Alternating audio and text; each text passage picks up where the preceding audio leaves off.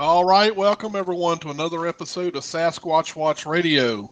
Today is June 16th, 2015, and we are so happy and glad to have all of you with us tonight.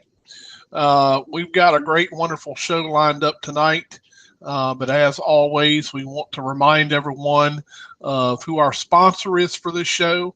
And of course, that is audible.com. Now, many of you that listen to the show on a regular basis know that we always talk about audible.com because they have been sponsoring this show for quite some time. So I want to give a big shout out to them. And also, they want to give you an offer. And the offer they have for you is a free audiobook and a 30-day trial of their website. So how do you do that? Well, the way you do it is you go to audibletrial.com/Sasquatch Watch Radio. Again, you go to the link audibletrial.com/Sasquatch Watch Radio. And by doing so, it gets you your free audiobook and it gets you that 30-day trial, so that you can check the over 185,000 different books and titles that they have there. And there's sure to be something that will pique your interest. So go ahead and, help out this show and help them out, kind of give them a thank you as being a sponsor of our show, and allows us to keep coming on here and sharing these stories with everyone. So give them a check out. How are you doing this evening, Creature Seeker? I'm doing great, Billy. And yourself? I'm doing just fine. Billy, why?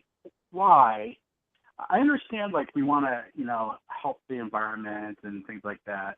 I understand, why we have hybrid cars. I get it. But why is it that people who drive hybrid cars cannot do the speed limit? Why can't they put the limit in those cars? Well, they probably just didn't wind it up enough. Well, Billy, I'm trying to get home for the show. I got behind this guy. He was in one of those electric cars. He was doing 10 miles under the speed limit. I felt like donating a couple of double A's out of my mag flashlight and saying, "Hey, buddy, here's a couple extra batteries, but why don't you live a little, do the speed limit." It's really frustrating. You should have just got out and, took your crank out of the back of the truck and stuck it in there and gave him a little wind up. Yeah. Then he could have buzzed on down the road. Billy, it just boggles my mind. At least do the speed limit, for the love of Pete. I can tell that you love traffic as much as I do. Well, Billy, in the wintertime, road conditions are bad, whatever. But it's summer. It's 86 degrees. Roads are dry. Speed limit is 40 miles an hour. Do 40 miles an hour. I know what you mean. So before we go and get our guest, Bruce, you have some announcements for us tonight. So we are getting really close to our Creature Weekend Summer Campout, June 24th through the 28th. I have a map up on the website, and this year we're going to do things a little bit different. We're going to try a different area, and usually we camp down at the group camping area, but this year we're going to be up at Bigfoot Ridge.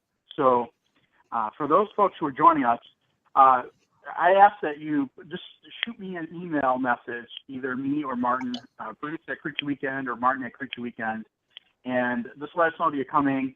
Let us know how many of you are coming, how many tents you have, so we can make sure we have enough space.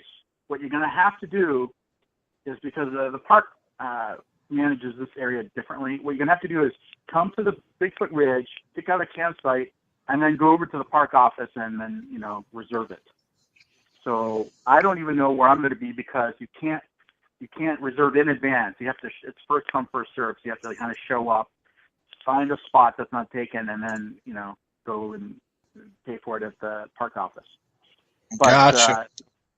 Definitely, if you're coming, I think we have so far I heard from about 20 people. So we should have a pretty decent crowd. And it'll be a lot of fun. Like I said last week, we're going to have a small memorial for Melinda Hogan Thomas, who passed away, and everyone's invited to that. So that will be on Saturday. I think it's going to be about 6 o'clock that we're going to hold that, and it'll just be very informal. People who knew her can get up and say a few words on her behalf and share some stories. It's just a way to celebrate her life. She was a huge supporter of Creature Weekend. She was a good friend of mine, and it would be kind of nice because she loved Bigfooting too, Billy. She loved being in the outdoors. She loved squatching. It would be kind of nice if the community of her Bigfoot friends, remembered her. Oh yeah, she made a lot of friends in her life, and there's a lot of people that's going to miss her. I mean, she always had a warm smile, was always positive, although she was going through a lot of bad things. You would have never really known, if she hadn't told you, because she was always a very positive person. So yeah, she's missed, and I'm sure there's going to be a lot of great stories shared at the camp out. Yeah, she was very positive, Billy. And toward the end there, she was in a lot of pain and a lot of discomfort. She didn't whine about it, and she was just to the very end, a class act. Yeah, that's for sure. All right, it'll be a fun weekend nonetheless. Yes, it will. I'm going to go ahead and call and get our guest in here. I told her to be standing by the phone. So we will work on this here. I wish the show would let us call in someone early, but they, ever since they made that change, it's just the way it is.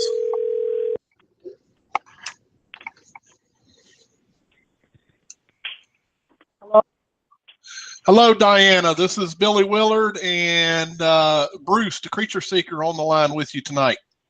Oh, nice to talk to you. Well, I'm so glad you could be on the show, and we're actually looking very forward to this, as well as our listeners. We've already had some folks in the chat that have already mentioned that they read the description that we put up on the show, and they said it sounds like a very interesting guest, so everybody just can't wait. Oh, good, because these are stories I've had that, gosh, I wanted to share before, but the situation never came up, you know what I mean, and you guys sound like you would appreciate it, so that's why we're doing it. Most definitely. Say hello to Diana, Bruce. Diana, welcome to the show. Oh, thank you. Hope you're doing good tonight. It's getting better, Diana. Okay. Yeah, he had a bad run-in with traffic on his way home, so it put him in a little bad mood. It's not just traffic. It's just the. I like the idea of having batteries, though. That'll work eventually. Oh goodness. So yeah. Anyway, Diana, this is the first time we've had you on our show, so. Just right off the bat, just if you could tell everyone a little bit about yourself and what your, your culture background and everything. Okay. I'm actually a native California Indian. So we're kind of a lot different from Plains Indians and what you picture with the, eagle feathers and everything. We're from the life zones within California, which are many life zones, and our focus bird would be the flicker woodpecker with the orange feathers. We value those more than the eagle. And I've always been gathering because our culture also focuses on plants, and everything is about plants.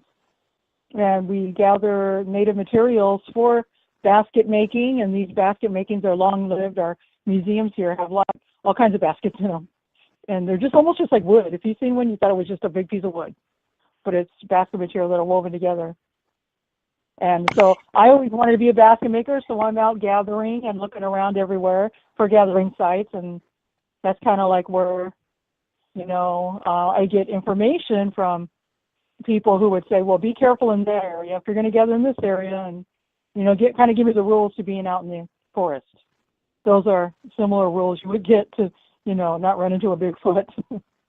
Right. Yeah, and you were speaking about some of the things that you make. I actually did put up those pictures that you provided, so thank you for those photos. I put those up on the radio page, and then that way people can see that. I tell you, that's some really cool stuff, especially the duck decoys and stuff. Oh yeah, I was amazed by that when I heard, because I've always made my tule duck decoys and explained they're always a very interesting feature, and when I teach about it, people are generally they love the idea of tule ducks, and I just couldn't believe it when they told me about, would you make a replica, the Lovelock Cave one? And I'm like, Lovelock Cave, isn't that where they found those giants? And they're like, yeah. They found a bunch of tule ducks too in there. And I was like, wow. And so, they have pictures if you look it up, Lovelock Cave, and you see the ducks. They'll also show the giant pictures too. Yeah, that's some really, really cool stuff. Yeah. So, I mean, have you always had an interest in Bigfoot? And before we get into that, actually, I know that many different cultures have different names for Bigfoot. Can you tell us a little bit about that from your standpoint? Oh yeah, and it's not so much that they have different names; it's that we all have different languages.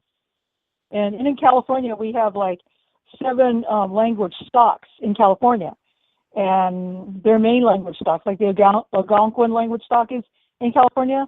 So that leads to dialects in California. So overall, we have like over 200 languages in California. And so with every language you have, they're going to have a different name that they refer to the Bigfoot as, because it comes from a different language. So my language, Maidu, we called it Kombu. And again, so a different language, like maybe the Hupa people, they had a different language, so they called it Oma. So that's kind of like how it works. A different language, different name. Plus, you have folk names too, so you're going to have all kinds of names for this creature. Yeah, exactly.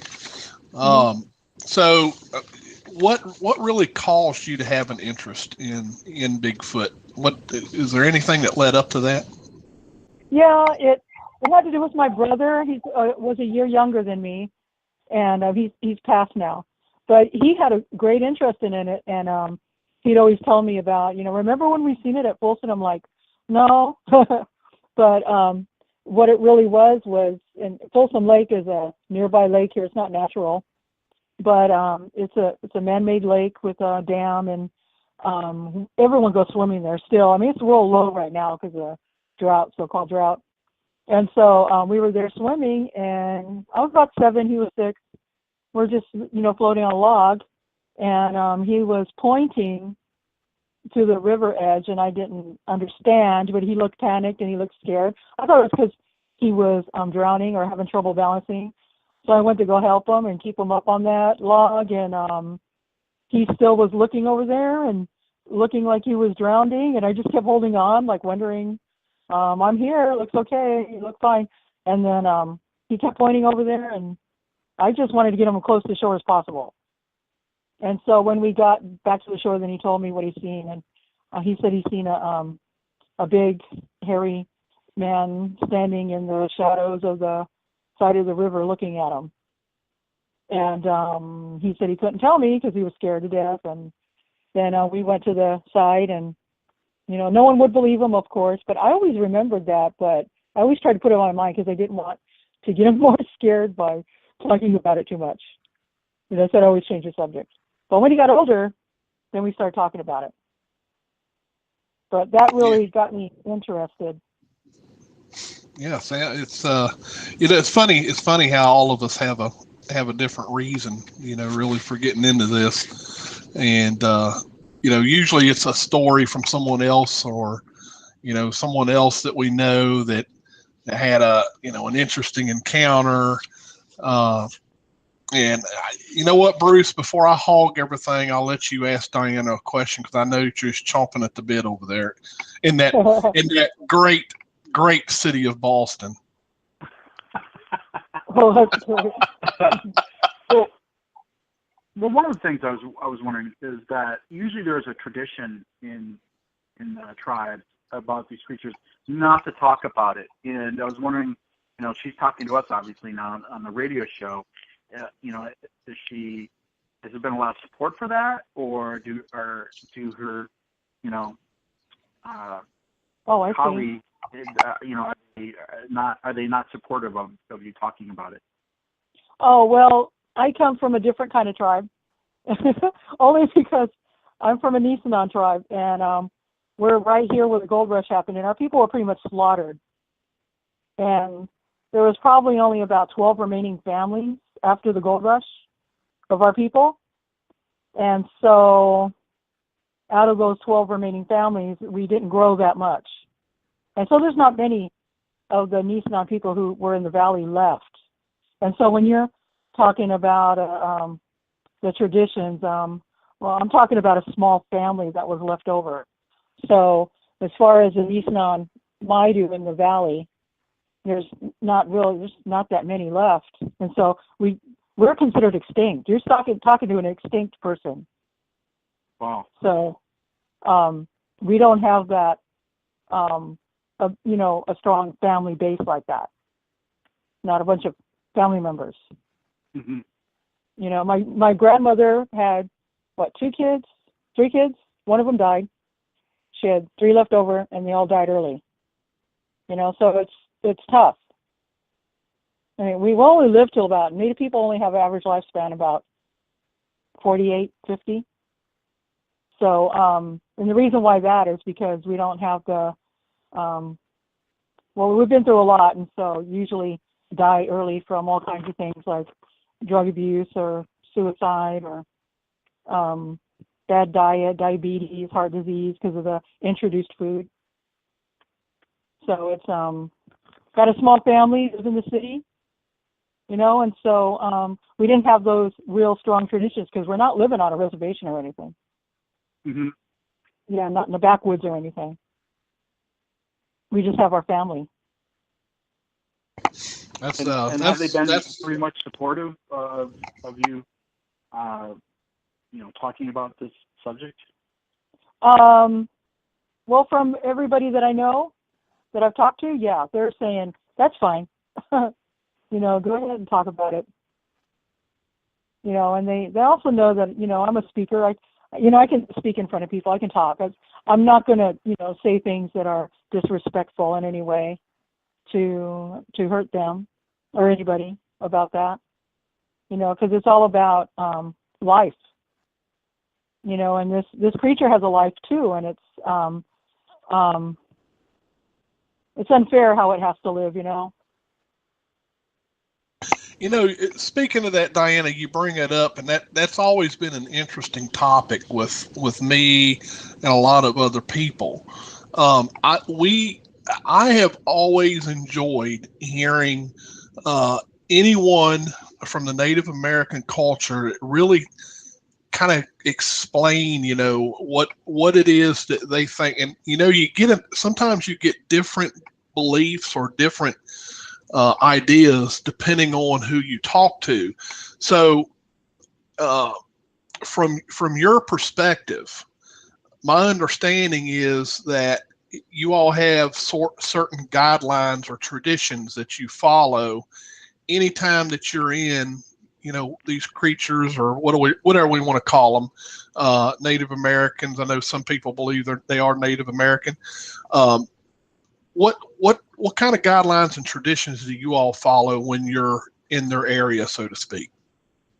Well, look, if I was going to go gathering and I went to the forest, maybe I wanted to gather mushrooms. That's something that you have to search higher for. If I'm going to get minerals, I might have to search higher. I'll stay within the boundaries of my traditional area, my homeland. But I also, if I'm going higher in those boundaries, like towards the wild areas, then I know I have to do an offering. And, also that I participated in a ceremony that that shows that I have, good intent. You just can't go out there and start grabbing things and cutting things down. So I'll probably smudge myself before I go with my herbs, and then I'd probably go up there and just not do a prayer, but not like that, but do a permission kind of, like, I'm in your territory, don't want to offend you, I'm sorry if I do, I'm just here to gather, and just kind of state what I'm doing. And sometimes you just have to do that, say it out loud, and then when I get it, I'll be on my way. And usually if I'm having a lunch or something like that, I'll leave some of what I have there as an offering, or bring something in particular as an offering. And whatever gets it is fine. It's not, intended for anything in specific. It's just there as an offering for the environment. It's kind of like, if I'm going to take something out, I got to bring something good back. Yeah, that makes sense. I mean, yeah. Yeah. What do you usually bring back, Dan? Okay, like I said, if I was going to go mushroom gathering, I'd probably bring some back. If I'm going up to get some rock, like soapstone, I'll probably gather that, or look for a good maple tree with some nice maple twigs, sprouts coming up. Sometimes I'll just gather seeds so that I can replant them near my home. So just things like that. And sometimes when you go out, I'm just looking for things, like maybe a woodpecker drop some feathers, or maybe I might find a dead bird that I could get some feathers from and then bury its body. Then I could come back later and dig it and get the bones that were left over, so that I can make maybe some awls with, or just make something else out of the bones. But pretty much just going up there to see what's there. Sometimes I go up with intention to find something in particular, like roots, but I'm always looking around for other things too, but I won't look up into shadows, that's for sure. That's one thing I won't do. Now, just out of curiosity, one thing that has always interested me is, I know that you all say don't go out at night. Yeah. Why is that? Well, because that's their time. We have all day. Why do we have to take up the whole thing? They need time, and other animals are night animals too. So that's why you don't go out at night. It's just as a safety thing. Don't go out at night. And it's not just for them. You got mountain lions too. In the old day, you had the grizzly bear and wolf too. So you really have to be careful when you're out at night. So it's just better just to stay home, within home area at night. And Diana, I don't know if the grizzly bears or the mountain lions look at their watches when they're chasing you. I don't know if they care if it's night or day. That's true. But I did see a mountain lion one time when I went out during the day, and he looked at me, and then he jumped up the hill, and then he slipped, and he fell back down the hill, and he looked at me like he was all embarrassed. Like, oh my God, I was seen during the day, and then he ran back up the hill. So if I see a mountain lion running at me, I'm like, hey, this is not your time, it's my time, all right? Yeah, I'm like pointing at my watch at it. Yeah. Now, what about the boundary? Exactly. Now, what about when you see them? You mentioned not to look at them or look into their eyes. Why is that? Because it just initiates maybe something. If you look at them, it'll initiate a response. Like it, I know a lot of times you have reports and where someone says, I looked at it and it looked surprised, because it was probably surprised it was being noticed, or, otherwise it would have just walked away. And some animal species, when you initiate a stare, that is actually a challenge. So I don't know if you notice this, but like even house cats, they'll stare at each other from a distance, and it's a challenge. Yeah, and that could come into play with it too. But the other thing is you don't whistle at night here too. Yeah. Now, Diana, here's a question from the chat room. You said once, you won't look up into the shadows. What does that mean, and why? Oh, you mean like if I'm collecting by redwoods or some tall trees, some Yeah. Douglas fir or cedar. Yeah, and if there's shadows, I'm not going to look up into the shadows and go, hey, that shadow, does that look like a shape? You know, that's something I don't do. You know, if I'm out in the woods and I'm gathering something, I'm going to go and, you know, do what I said. If I said I'm here to gather this or looking for planks for a structure or I'm doing this, I'm going to stick to what I said. And I'm not going to sit there and look up into the shadows for anything else. I'm just going to stick to what I say and get it done. You know, that's basically why I wouldn't do that. Because I really, you know, I would like to see a Bigfoot, but at the same time, if I'm there, I don't want to see one. I'd rather go on my way. Yeah. I believe they exist. I know they exist. I've heard so much, but it doesn't mean that I need to prove it to myself to go see them. I believe them. Now, when you talk about Bigfoot, are you talking about a flesh and blood creature, or are you talking about a spirit? I'm talking about a flesh and blood creature. Okay. What do you think about people who say that Bigfoot isn't a flesh and blood creature, it's a demon or a spirit, or, you know, they travel interdimensionally? What do you think about those comments? I think they're talking about something else. I mean, it's possible for someone to create their own kind of demon Bigfoot if they want to, you know, or if they are obsessed with it or something. But there's a lot more to the environment than just, you know, creatures running around. There's good and bad energy, and some areas, and a good example would be Yosemite, are very powerful areas. And in order to protect that power, you know, there is grizzly bears that would go around the edge. That's why it's called Yosemite. It means grizzly bear. And there were also people who protected their gathering sites by taking on the facade as a grizzly bear. You know, and they would protect the site. So you would either run into a grizzly bear or a person dressed as a grizzly bear with the same powers. And but when you don't have the proper way to protect those spiritual powers around places like that, they can be taken over by other powers, which can be pretty crazy.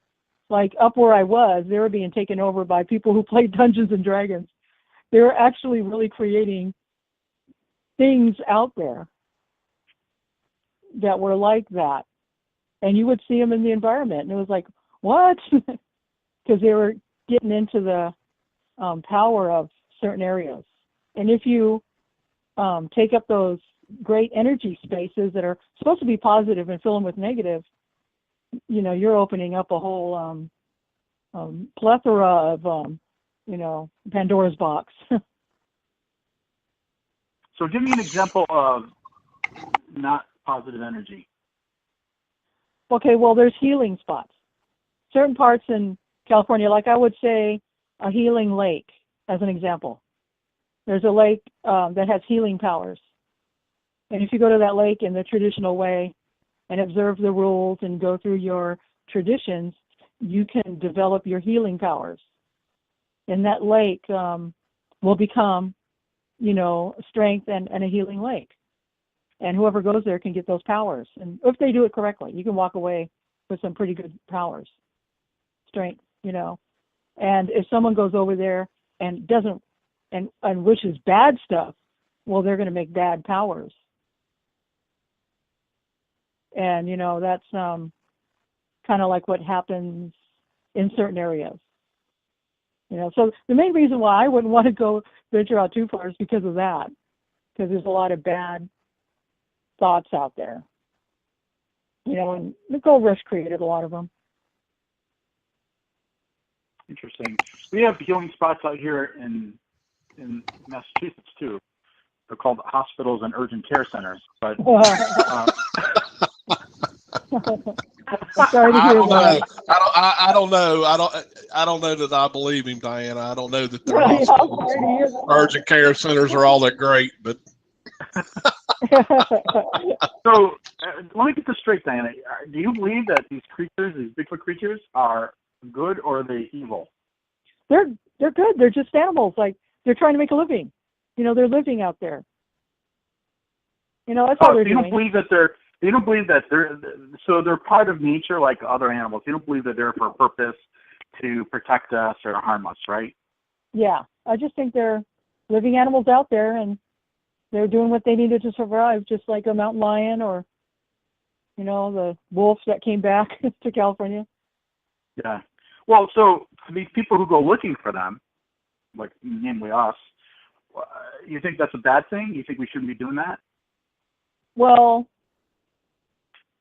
it's different. I mean, what are you really looking for? I mean, you're looking for them, but are you trying to prove their existence and shooting one, or, trying to make it difficult? I mean, can you imagine someday that?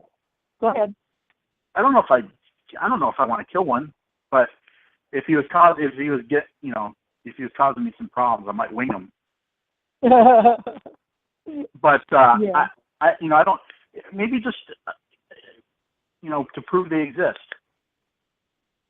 Yeah. Well, I'm pretty sure they already have plenty of proof, but it's not something that they want to have out there. Yeah. It's something that they don't want known. Probably because of the ramifications of what is it, its existence. It's going to compete with other studies that are already accepted.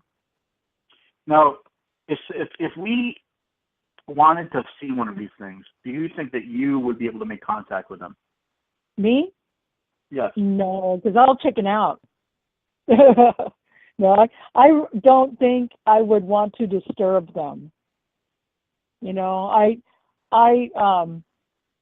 like I said, I have a lot of people who have seen them and that live around, and there's still a lot that are up in Rancho Tehama area. But yeah, I don't think I would want to be guilty of trying to disturb them. But I just want to be, someone who supports, what they are. I'm not saying that we need to prove them. Sometimes maybe it's better we don't. I mean, can you imagine if they ever proved them and decided they needed to dress them up? You need to wear clothes, buddy, like that. I don't know. Well, think about this, Diana. Let's just say hypothetically, right? Okay. What if we could, by proving that they exist, enact the legislation to save the species? Would it be worth it then? Or do you think they don't need to be saved? Do you think they should be left alone? I do think the habitat needs to be saved. They do need to be saved because with all the fracking going on, and I'm pretty sure it's going to create more and more distrust with them and us as humans. Mm-hmm. As the other human species, it's going to create a lot of distrust and anger. So we do need to save the species and consider what we're doing out there in the environment, because it affects them. And that's probably why they're so angry with people lately, from what I hear.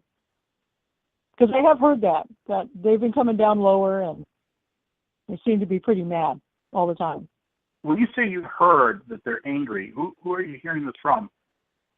Okay, so me being Native, and I go to ceremonies, and I go do lessons with people and share language and stuff like that. I'm always going in the backwoods to different reservations. And those aren't close to the city. You have to go in the backwoods. So a lot of times when you're going back and forth, things are happening. And people live on the reservation. It's not just one little house and a couple of streets. Some reservations are kind of wide, and there's a lot of space in between them. So, and they're outside of the city areas. So they see things, they hear things. And, like again, I just heard recently someone telling me that they've been coming down and they're pretty upset lately, And And so, how do these people know that they're Because upset? they hear it or hear it from somebody else, like that. I don't really get into detail and ask them about it. Yeah. About who said this, and because I don't want to put them in the position of having to explain. But I'm just not trying to put them on a situation where they have to explain themselves. I guess I just hear what's going on, and I know what's happened in the past, and I know some stories that I could share. Yeah, Well, it's a question I have, because if you're saying that these creatures are getting angry, I just would like to know how we know that. Do they speak? Do they do something? I understand that you don't want to press people for this. But it's a question I have. I just don't. They do things, like they throw things. They yell, they bang on houses. They do things like that. And that can be pretty odd. I mean, you know what it is. And you don't know it. It can't be anything else. Maybe they're hellraisers. I mean, maybe they're not mad. They're just bored. Well, I don't know. Being a native, I've heard people say that, like, oh, they got nothing better to do. But what do they have to do? They don't have to pay taxes or anything. They don't have to, they have to work a middle management job just because, Uncle Sam's gonna, they don't have to worry about moving taxes or. Yeah. So they're just out there eating berries, and I don't know, what does Bigfoot do with his time? Probably, it takes a lot to actually, like if I'm gathering, sometimes I'll bring a lunch, and sometimes I'm just foraging while I'm gathering, and when you're foraging, that's just a little food. You got to be active at it. If you want enough to be full or to feel that sensation of being full, there's a lot that you have to forage. You have to keep busy. That's a great sensation, I'll tell you that. Yeah, I heard about the steaks and all that. Yeah. Now, Diana, I understand that you have some pretty good real life stories. My understanding is one of your stories happened long, long ago, I guess in the late 1800s, and you talked about a teenager that was abducted. Can you tell us about that? Yeah, that was pretty scary because the area that I lived, I was asking everybody. I'd always ask, "Have you ever seen a Bigfoot?" I'd wait for the right time though, because I didn't want to be crazy sounding. And so I would, run that question out. And one time, one of the elders stopped and said, "Well, I think you would find this interesting. What happened?" And she told me about how there was this family that lived in this house, and she mentioned the house to me where it's at. She goes, how it's like right there before the meadow, and then the hill goes up. And I go, yeah. She goes, well, they left their daughter there. I mean, that's pretty common during that time. Kids were alone. And they went working, and they came home, and, she was kind of like an uncooperative kid sometimes. So they came home one day, and she said she was a bear broke into the house and raped her. And they didn't believe her. And they just doubted everything she said. She was disturbed after that. The whole situation that happened to her disturbed her so much she didn't leave the house. And they would never believe her. And then eventually she was pregnant. And so they just figured she messed around with a boy and didn't tell him. And so eventually when it was time for her to give birth, from, what, my friend had told me is that when she gave birth, it was a baby that was hairy, and it was a half Bigfoot. And the family was shocked, and the father was surprised. The father surprisingly looked at it, and he said, I know what this is. And they said that he wrapped it up, and he got like a backpack ready for like 2 weeks, and he took his pack up, and he took the baby, and he says, I'll be back in 2 weeks, and left. And oh, wow. He eventually returned after 2 weeks, and he didn't have the baby with him. And people, of course, were asking him, what happened? What happened? And he's like, I gave it back, took it to where it belongs. That's what he said. Wow. Yeah, it was pretty crazy. So, Diana, is that just a wives' tale, or is that a true story? I mean, is that purportedly a true story? That was a true story from a family who knew that family and had to help them get through it, mentally. Yeah. And it was also a time where Native people were not accepted in any kind of hospital situation. So, she couldn't have went to the hospital to give birth. She couldn't have gone to the hospital afterwards. The baby would not have been welcome in a hospital, no matter if it was an Indian or not. So it was a time where this could have happened. Yeah, I didn't think about that. But now that you mentioned it, you're right. It would have been a little probably unwelcomed. Yeah, we weren't allowed in hospitals. I mean, that was one reason. My grandmother was a great medicine woman. Even a doctor hired her to help him because of her knowledge of plants and medicine. Now, my understanding, there's another story about a helicopter incident that happened somewhere between the 50s and the 60s. Tell us a little bit about that.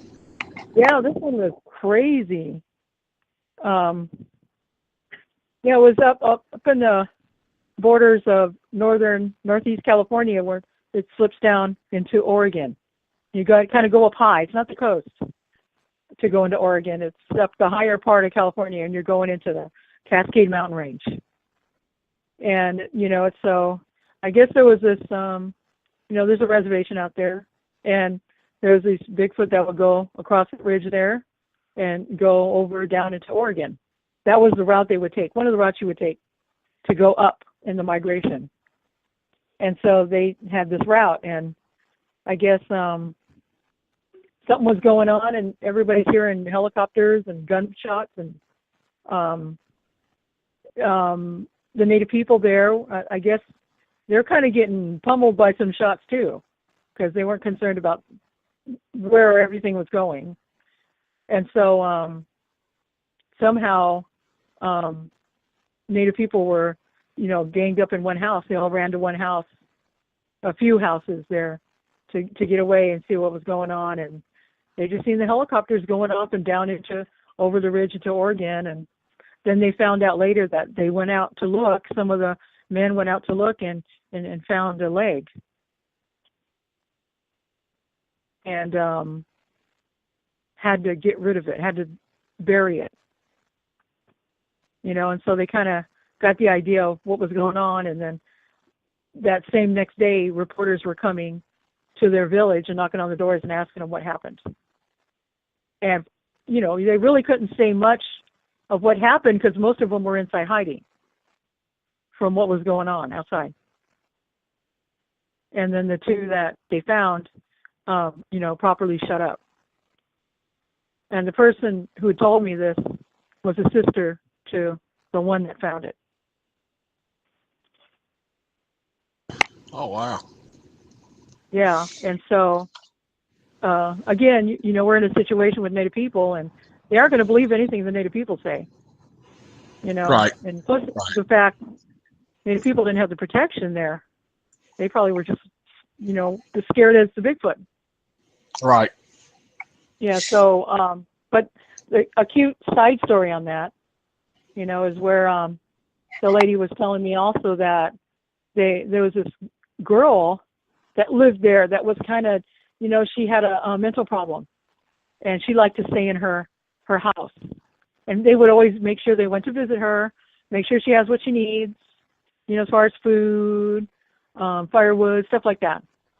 And they would come over and, and do that. And they'd say, what's wrong? She seemed sad, and said that she was sad because her friend doesn't come over anymore. And they were like, well, who was your friend? And they're going, you know that the big hairy man that stands up over there and he looks in my window.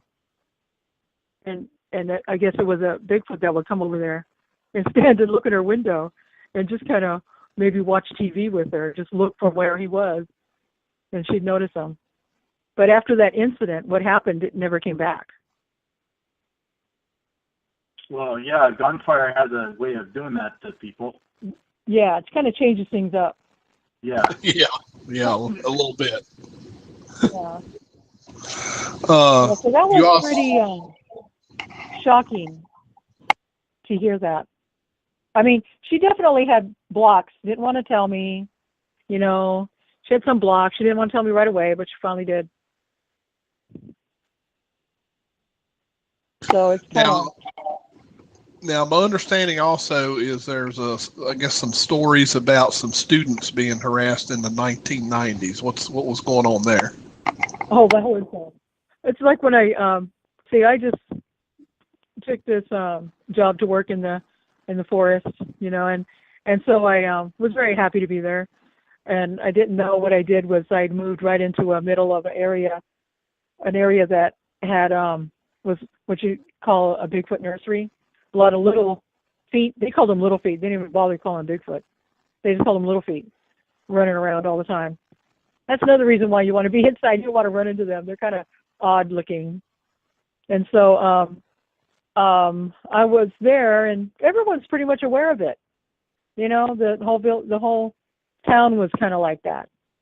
And one day I had a student that came over and said, do you think you could help me with this? And she explained that the house she lived in, she had a side room, and the room had a door, you know, so at night things started waking her up where this thing would run along the edge of her wall of her room and bang with two hands as it ran by her room. And then it would stop at the corner and redirect its way it was running along the other edge and bang as it ran. And she would tell me about this, and I'm like, wow, that is crazy. And I'm like, did you look at where it was running? And she goes, yeah, it's a real fine line of where it ran through the bushes, and it's created like a line there now where it runs. She goes, and I go, well, does it ever scare you really bad? Because you don't seem too scared. You just want to get rid of it. She's like, yeah. She goes, well, I've been having dreams now where it's knocking at my door and wants me to open the door. And I'm going, no, that's not good. So I'm going, well, you know, the next time I'm going to a ceremony this weekend, I'll talk to the elders and see what they say to do. So she was happy to hear that. I go, in the meantime, why don't you arrange to have someone sleep in your room like your dad on the floor or something like that? Because it probably won't come in. It probably won't do that if he's there. So anyway, I talked to an elder, and they said, well, you know what? Is that a new house? And I go, I believe it is. They built it within the past few years, a new house in this area. You know, so she goes, well, it's probably blocking their way. You know, whatever was going through that area is probably blocking the area, and it hates that for being there, blocking their walkway or something, and they hate it. So what they need to do is, like, whenever they do anything, like whenever they eat or whenever they do anything, they need to take what they're doing and put some outside for it. You know, like if they're having dinner, put the dinner plate out for it when they're eating. And so, you know, I thought, oh, that sounds smart. You know, and so I went back and told her that. And so she said, okay. And she told her family, and they started doing it. You know, they started putting plates out. And eventually I asked her, I go, did it work? And she goes, yeah. And so she goes, yeah, it doesn't bug us anymore. Just everything's cool now. And I go, well, keep it up. And so I go, have you ever seen anything since then? She's like, no. And then one day when I came back after Easter vacation, or on Thanksgiving vacation, I asked her, well, I didn't even have to ask her. She just came in and said, guess what? It happened. And I was like, what happened? And she goes, we're putting food out and like we're supposed to. And she goes, and during Thanksgiving dinner, after we got done with our dinner, you know, well, of course, before we had dinner, she goes, I put their plate out and came in. We all had dinner. She goes, and then I was washing dishes and the window over the sink. I was looking out at it, and I seen it standing there in between the trees. She goes, and I looked at it, and I thought, that's what it looks like. You know, what's been running and banging on my walls all this time. She goes, and I just looked at it, and I couldn't help but to smile because, you know, we had settled up. She goes, and I just kind of waved at it. And she said it just kind of nodded and walked back into the forest. Oh, wow. Yeah, and it stopped harassing after that. And I go, well, that's awesome. I go, did you check for footprints? And she goes, yeah, they were weird. They were weird tracks. So I have to ask about this Bigfoot nursery. So how do these people know that area is a Bigfoot nursery? Well, because they've seen them around. They've seen, you know, like little baby Bigfoot? Yeah. They said they were about 5 foot to 6 foot tall. Just in the evening and night, don't go out. Just, you know what I mean? They kind of get into stuff and, you know, don't mess with them. Just stay inside. And but one time I was going out we had a meeting. I was going out to my car, and my cousin had come up. She was part of the meeting, and she was riding with me. And we went out to the car, and it was kind of in the evening. And I started thinking, oh, it's getting darker than normal. So I start remembering to get in quicker. And she's like, oh, what's that? And I was like, what do you mean? She goes, look at that little kid. And I'm going, no, we got to go. She's going, no, Diana, there's a little kid over there. And I go, no, it's not a kid. She's going, yeah, it is. There's a little kid right there. And I go, it's not a kid. Well, it's not a human kid. And then she looked at it, and then she was like, her face like turned white, and smile washed off her face. She was like, yeah, let's get out of here. So like, you actually saw it. You saw it. Huh? You actually saw the baby Bigfoot. She's seen it, yeah. Yeah. Oh, so you didn't see it. She saw it. No, I always got away from them. I didn't want to spend too much time looking at them. But, you know, I did realize that our meeting we had there, you know, I didn't put any of the leftovers out, so that was my mistake. It was probably kind of hanging out for that.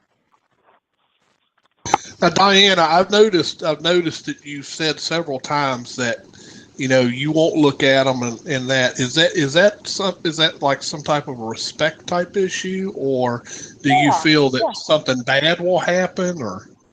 Yeah, I don't want to get. It's a respect thing. I don't want to look at them and like Creature Secret says, kind of like a challenge. I don't want to do that. As far as Indian culture in the first place, that's one of our things, even with humans, is, you know, our ancestors really didn't look at us in the eye. You know, you would get to know someone better before you did that. You know, we didn't like come up real bold and look at each other in the eyes, you know.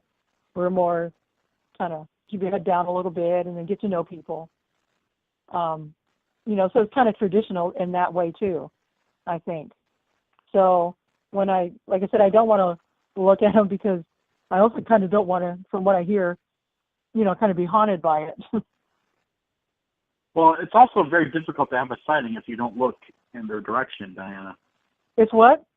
It's difficult to have a Bigfoot sighting if you don't look in their direction. I know. Yeah. Yeah, so it's kind of like every time it happens where I'm getting close, I'm like, oh, never mind, I don't want to see it, and turn around and leave. Never mind. That's okay. I know they exist. I'm fine with that. But, you know, there are some. One time when I was in Yosemite, I was camping, and I heard the big old, like a coyote yipping, a lot of them. And I was like, what is this? This is crazy. And you were camping. I was camping inside the tent then, and I kept on hearing it. And I'm like, what? Those are crazy coyotes. I never heard a coyote like that. I'm a naturalist, so, you know, I'm used to the environment. I know plants and animals and sounds and everything. So I'm like, that's a crazy coyote. I don't know what's going on with that coyote.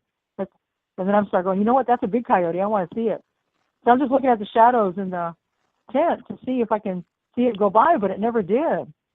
And I'm like, but it made a lot of noise. Why didn't it come by? It probably was trying to get food out of the garbage or something, but I'd never seen it. But I heard it very clearly and loud, so it had to be close. And in the morning, as soon as I got up, I looked all over the place for a sign of the coyote's footprints and stuff, but I didn't see a thing.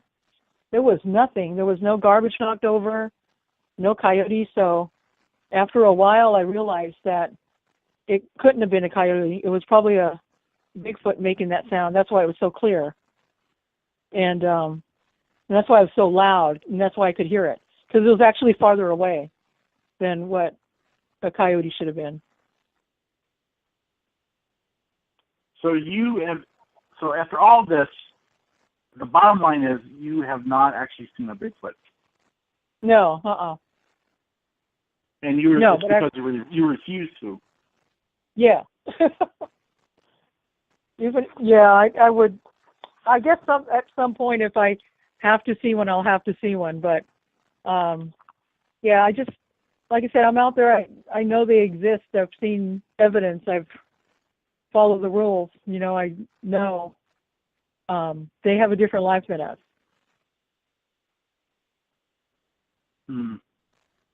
They certainly do. And we need to respect that. Unfortunately, it's on the situations we have going on, and our people going more and more into the, environment. It's making a very difficult situation for them.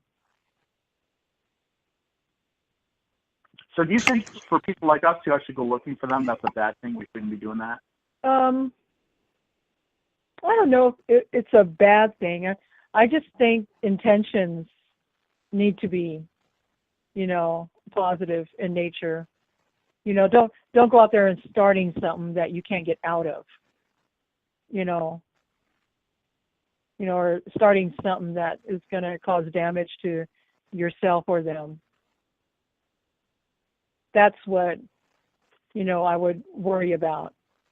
I'm sure going out and looking for it, I'm sure it, the Bigfoot can find that fun at sometimes, by making calls, by doing things, by throwing rocks. I'm sure they enjoy that sometimes.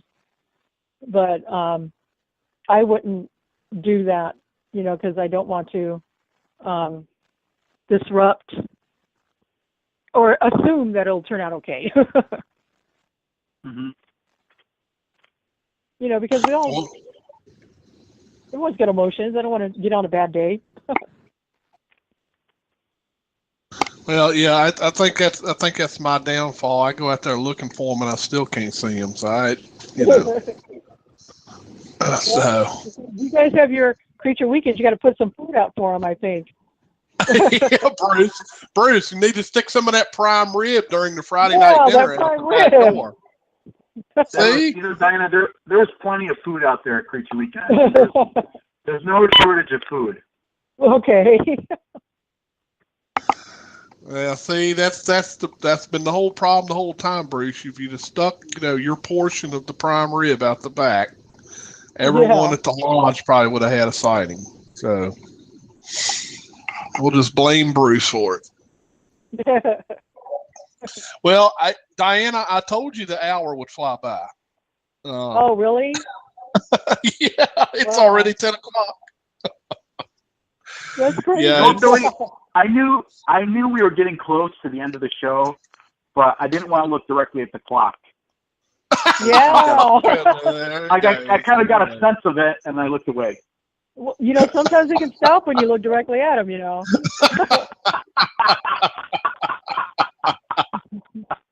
Oh, man. Wow. Well, Diana, we really appreciate you coming on the show. It's, folks love to hear the stories and stuff, especially the stories that's been told down through the years. And we appreciate you taking time and actually contacting us, and that way we could get you on the show. We really do appreciate it. Okay, no problem. Thanks for inviting me. Because I enjoy your show, and I like the rapport you have with people. It's really sweet. Well, I don't know about rapport, but is he talking about our show, Billy? Yeah, I guess she's talking about our show. You know, we get we do get some occasional hate mail, Diana. Well, that's too bad. Probably coming from Bigfoot, though. Yeah, probably. Well, anyway, Diana, thank you so much for being on the show. We do appreciate you a lot, and you know, hopefully, you're more than welcome to come back. Maybe we'll have you back on the show, and you know, because who knows, you might go around and collect some more stories to tell us. I'm sure I will. Yeah, I got to go collecting soon. I have to go collecting, so I hope there's nothing out there waiting for me. All right. Well, Bruce wants you to look. Okay. Diana, Good night, Diana. I'm gonna send you a picture of a shadow, and I want you to look directly at it. Okay. Okay. Good night. Thanks for coming on the show, Diana. Okay. Thanks. Good night. All right. Good night. All right. That was great, Bruce. That was fun. You know, here's so many. It amazes me that there's so many different stories that you hear, depending on, you know, which culture you speak with when it comes to Native Americans. And you know, we talked about, you asked her earlier about, you know, spirits and stuff like that, and some of the Native Americans do believe that it's a spirit, whether it be a bad spirit, a good spirit, and that kind of thing. I've always found that to be intriguing, that they all have a different, you know, thought about it. Well, you know, though there are many different theories about what Bigfoot is, and some people believe Bigfoot's a demon. Some people believe only half the Bigfoot are demon, the other half are flesh and blood. Some people believe that they travel interdimensionally. I mean, who knows? Yeah, I know. Exactly. Who knows? You know? Not I. All right. It's still as big as it was 40 years ago, I'm afraid. Yep, I know. What do you do? Well, Bruce, do you have anything you'd like to add, announcement-wise or anything? You probably want to go ahead and mention the camp out again before we end the show. Yeah, sure. For those of us who want to join us, it's a Creature Weekend camp out being held June 24th through the 28th. And if you can't make it out to the whole event, just come the days you can make it. Some people are only coming Friday and Saturday. Other people are coming Wednesday, Thursday, Friday, and Saturday. So we would love to have you, even if you can't make it for the whole week. We're there. I'll be there the whole 4 days, and we're going to be gathering over at the Bigfoot Ridge camping area. Again, if you plan on being there, shoot us an email, Martin at Creature Weekend or Bruce at Creature Weekend, just so we know to expect you.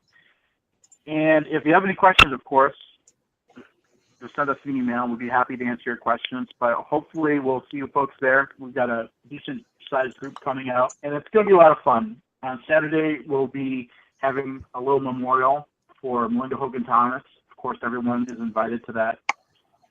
And I believe, actually, Melinda's husband, I believe, is going to be at that event as well.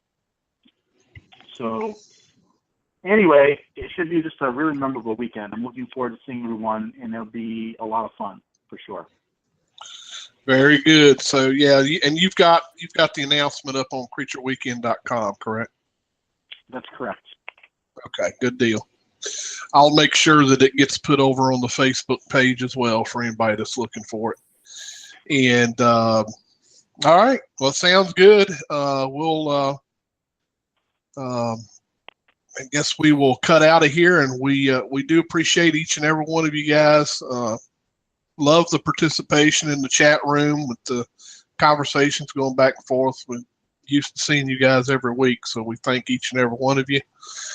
And until next time, we will be back here Tuesday night at 9 p.m. Eastern. hope to see all of you then as well. So everyone have a great week and a great weekend, and we'll see you next Tuesday, 9 p.m. Eastern. Good night, everybody. Good night, everyone.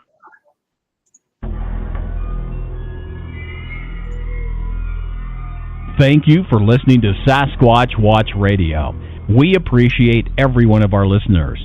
We hope you enjoyed our program. Don't forget to tune in again next week for another fun and informative program. Please visit our website at www.sasquatchwatchradio.com and leave us a comment about the show.